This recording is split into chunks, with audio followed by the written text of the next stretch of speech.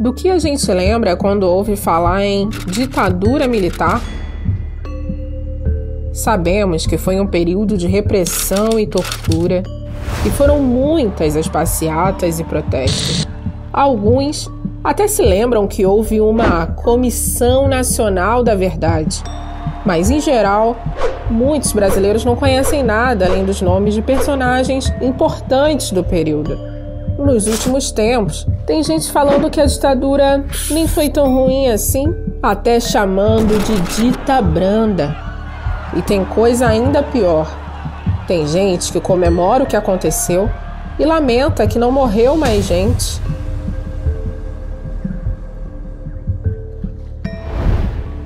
Enfim, muitas histórias já foram contadas sobre aquele tempo.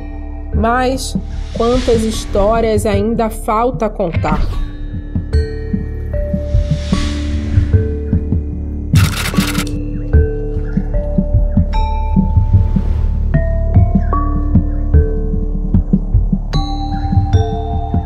Educação pública e gratuita era uma bandeira dos estudantes antes do golpe de 1964. Mas essa bandeira ainda estava muito longe de se tornar um direito de todos.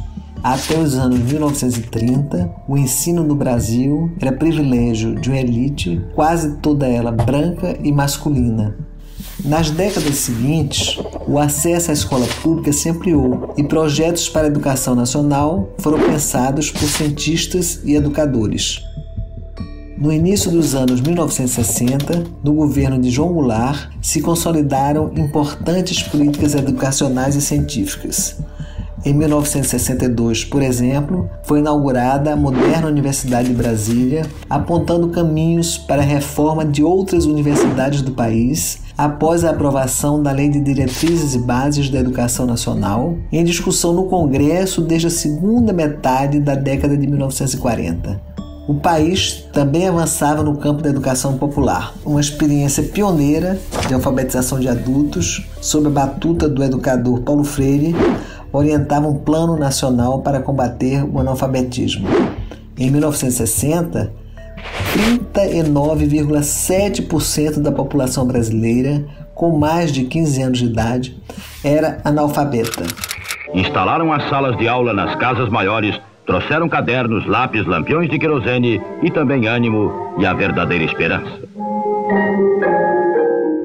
Os estudantes discutiam os rumos da reforma universitária e muitos se aproximavam da realidade brasileira através dos centros populares de cultura e da Univolante.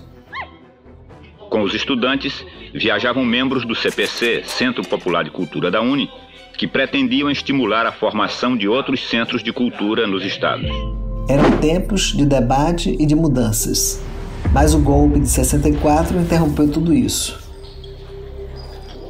Já na noite de 1º de abril de 64, no Rio de Janeiro, o prédio da União Nacional dos Estudantes, a UNE, foi incendiado e estudantes na Faculdade Nacional de Direito foram cercados por grupos armados anticomunistas.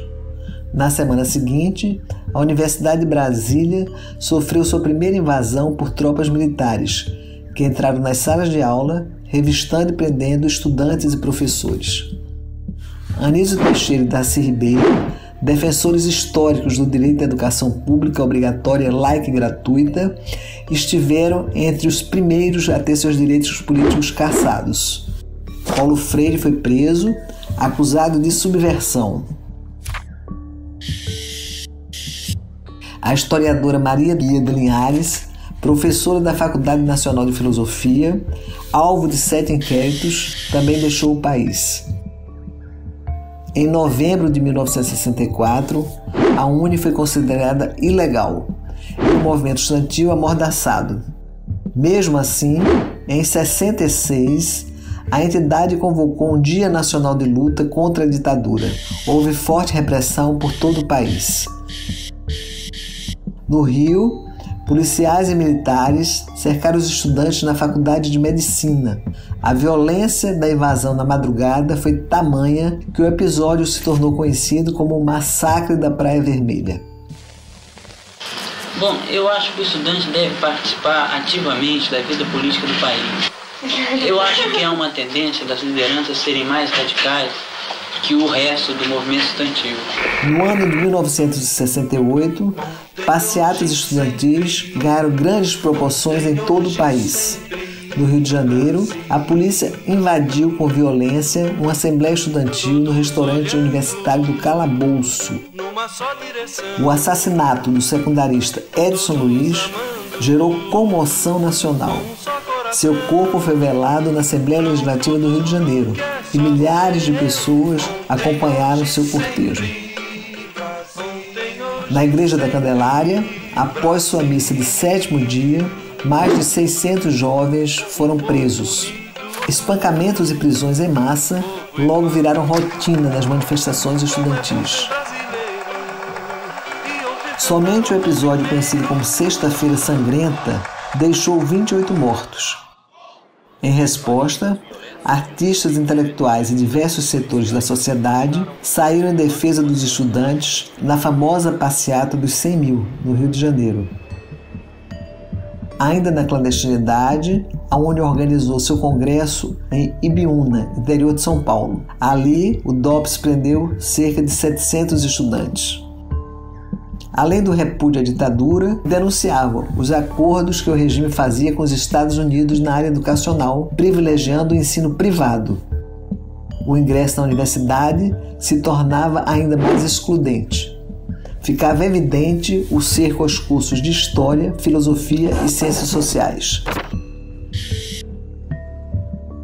Cartilhas e manuais de disciplinas, como Educação Moral e Cívica, reproduziam a propaganda moralizadora e ufanista da ditadura. O que não quer dizer que as ciências, chamadas duras, não tenham sofrido com a intensa vigilância sobre os centros de pesquisa e universidades. Da física à medicina, cientistas foram acusados de comunismo e subversão e afastados do ensino da pesquisa com base no Ato Institucional número 5 e no Decreto 477. Os professores atingidos pelo Decreto 477 ficavam proibidos de trabalhar em qualquer instituição de ensino por um período de 5 anos, e os alunos, durante 3 anos, não podiam estudar em nenhuma universidade do país. O massacre de Manguinhos foi um dos casos mais emblemáticos.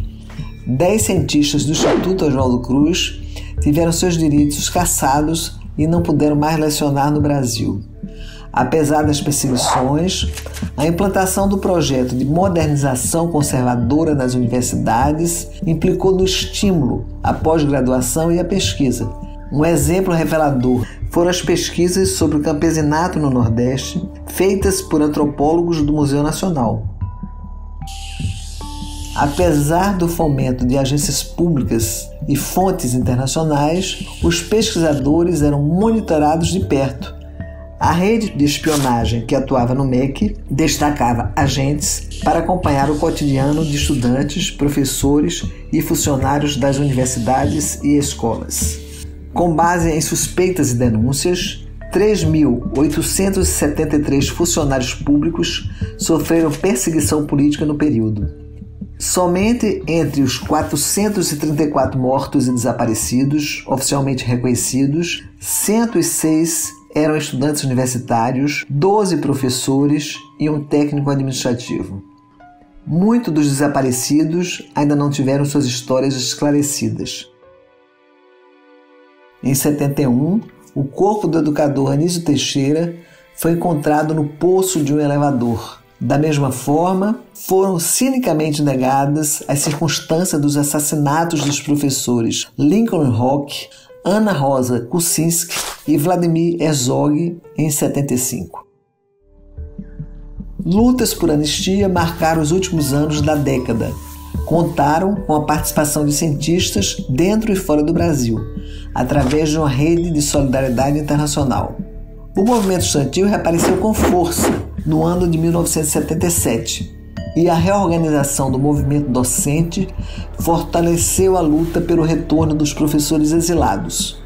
Em 79, com a decretação da Lei da Anistia, diversas universidades realizaram homenagens aos professores que haviam sido caçados pela ditadura. E o primeiro ato público significativo, que foi uma coisa emocionante, foi o convite a todos os caçados, aposentados pelo AI-5, para ganharem um diploma da UFRJ.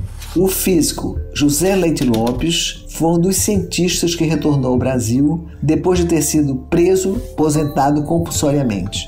No mesmo ano, a pesquisa que José Leite Lopes havia iniciado nos anos 1950 garantiria a 3 pesquisadores o Prêmio Nobel da Física. Mas a vigilância e a violência não se encerraram após a anistia.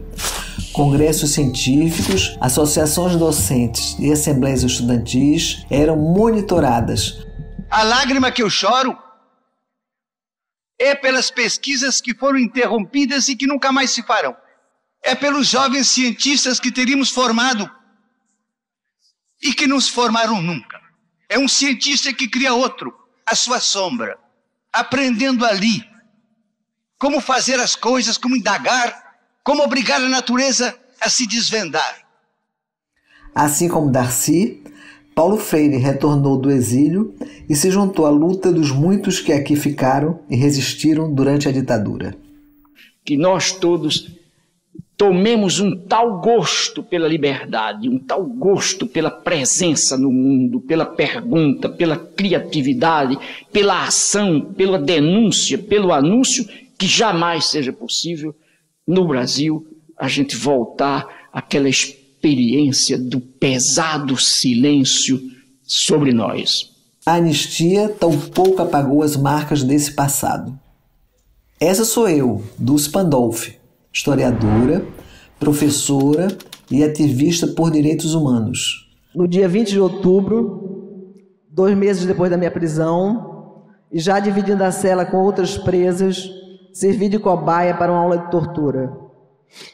O professor, diante dos seus alunos, fazia demonstrações com meu corpo. Era uma espécie de aula prática com algumas dicas teóricas. Enquanto eu levava choques elétricos pendurada no tal do pau de arara, ouvi o professor dizer, aspas, essa é a técnica mais eficaz. Finalmente, eu acuso o regime ditatorial implantado no Brasil em 1964, que fez da tortura uma política de Estado. Não há como negar que o golpe representou um enorme retrocesso para a educação, para a ciência e para toda a sociedade brasileira. Seus impactos são visíveis até hoje. Cortes de verbas para a educação, ameaças à autonomia universitária, cerceamento, censura e mesmo a negação do conhecimento científico passaram a ser nossa realidade. Isso após décadas de significativos avanços.